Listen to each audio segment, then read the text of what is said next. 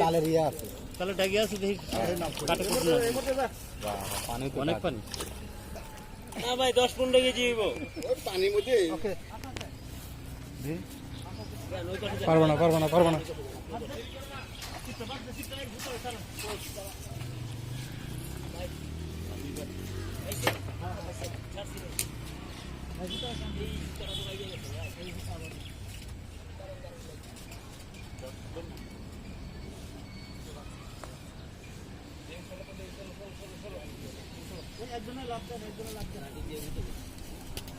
এমন জায়গায় সারা যায়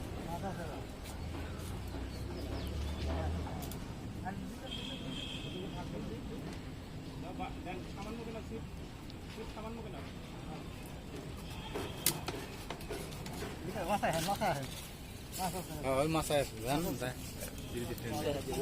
লরে দেখাই তো এখানে ওই পাশে রেখে ওই পাশে মাছ বাড়ি যাবার বাজার না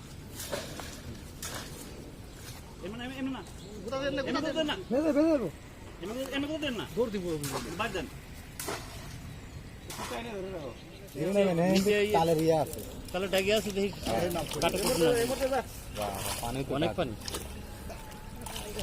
ওই মরতে যাও হ্যাঁ ওই মরতে যাও আমি হুতো না ধরলে কিন্তু মাছ ধরো না হুতো না তুমি যাও আপনি দুটো না ধরলে দেখবো কেমন যে বাজি আছে তুমি দুটো না ধরলে তো কত রকম ডিসিশন দেয় এক একজনে। দুটো না ধরলে তো বুঝবে না যে কোন জায়গায় বাজছে। আগে দেখ কোন কোনটার মধ্যে বাচ্চা ধীরে ধীরে আগে কি করেন, হ্যাঁ ধীরে ধীরে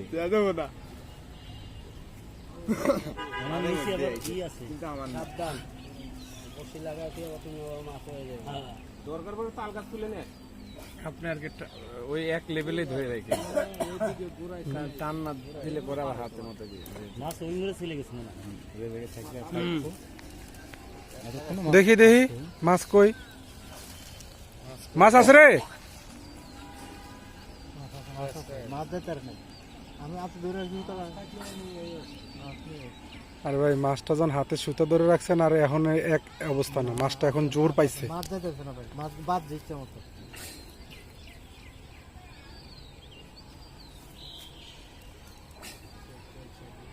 কাটতে দিমু মাছ কো কাইটা দিবি কেন? মাছ নাই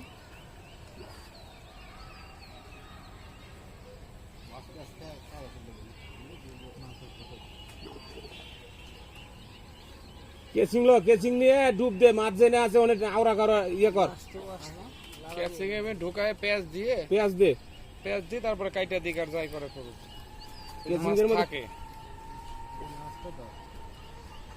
তুই কি সুতার লাশ সীমানা পাইছস? কিছু তো কয় না মাছ আছে 100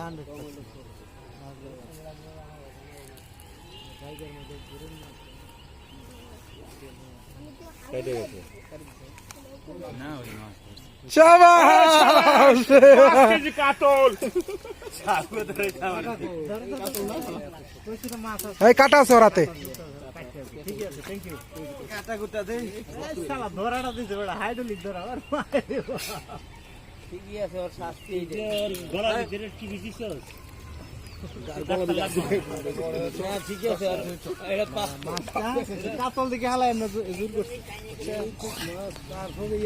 এতটুক দেখলেন কই মিয়া 4-5 কেজি হইব ফাইলামি করেন না ভাই 10-15 কেজি হইব পানির মধ্যে। ওকে।